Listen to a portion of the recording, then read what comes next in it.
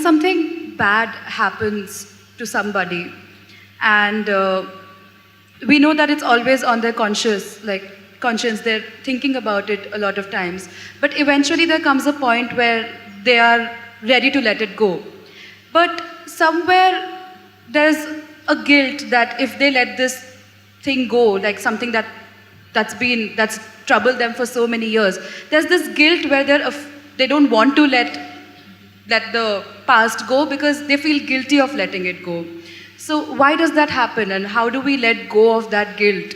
Like, even if we take, for instance, sexual abuse, if a girl is sexually abused and eventually if she reaches a point where she is ready to overcome it, but she feels guilty to let it go because it has troubled her for a very, very long time, and not just her, the ones around her as well.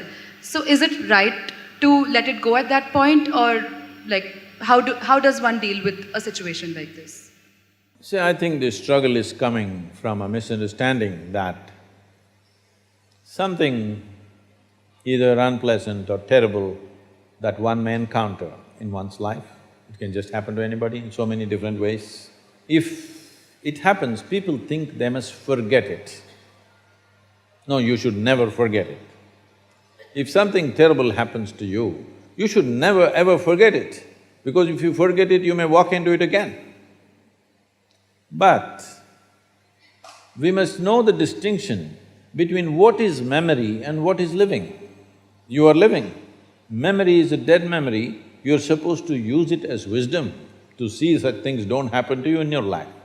But it's a fact that for most people, what happened 10 years ago, they still suffer.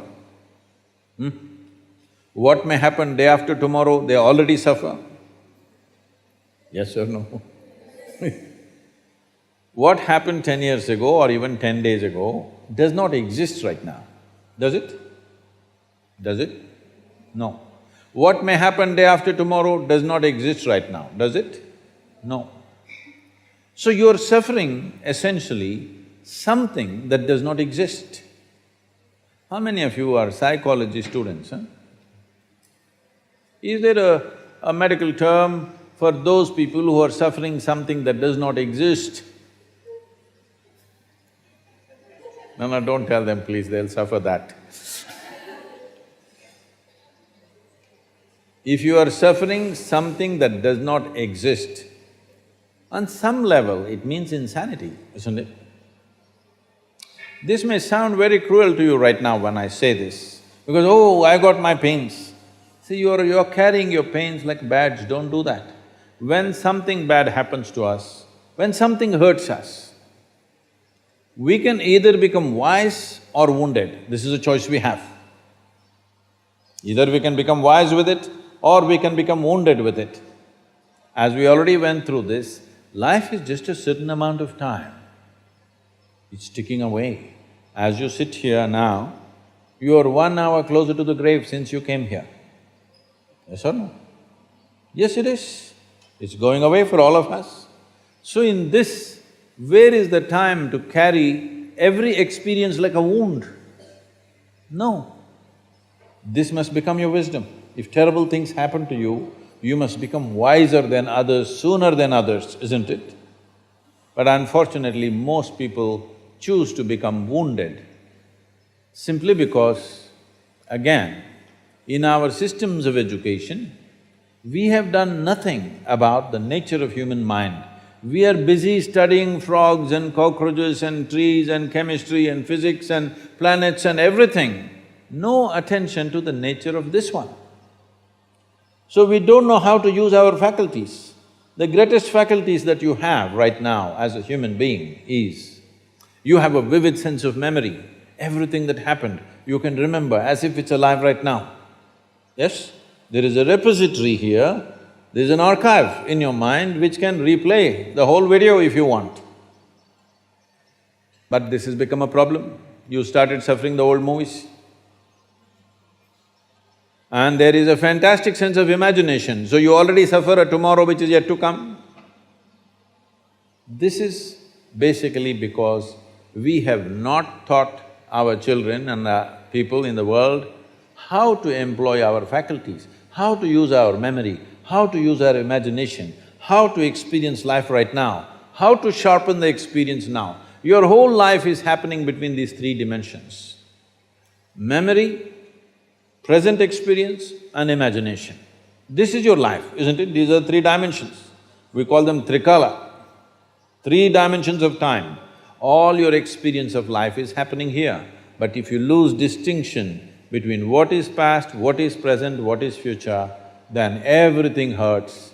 For not everybody, terrible things have happened. Unfortunately, for a few people, they have happened. But the rest of the people are simply suffering something, isn't it? Because it's fashionable to suffer. Just people think if they're suffering, they are very intellectual, they are very profound. No, it's just stupid because you're suffering something that doesn't exist. You're not suffering what's happening right now. You're suffering what happened yesterday and you're suffering something that may happen tomorrow already. So this madness has been encouraged simply because we never train people how to use their faculties. Do you agree with me that this human machine that you carry and I carry, this is the most sophisticated machine on the planet? Hello? Have you read the user's manual? User's manual, have you read? No. When are you going to read it? On the last day? If you get a phone, if you buy a phone, should you read the user's manual in the first 3 days or after 3 years when you're discarding the phone? Earliest, isn't it? Within the first day you must read, then only you can use this phone well. The same goes for this. If you do not understand the nature of what this is, how will you put this to use? It is consuming you, your own intelligence is consuming you. You can call it stress, anxiety, pain, suffering, whatever. Essentially, your intelligence is turned against you, that's all the reality is. If your intelligence was working for you, taking instructions from you, you would keep yourself blissed out, wouldn't you? Hello? Your intelligence is turned against you. Why has your intelligence turned against you? That's what you need to look at, not about carrying these stupid things that have happened which should not have happened as badges in our life. This may get a lot of women against me.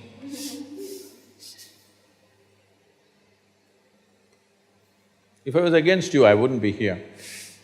Yes?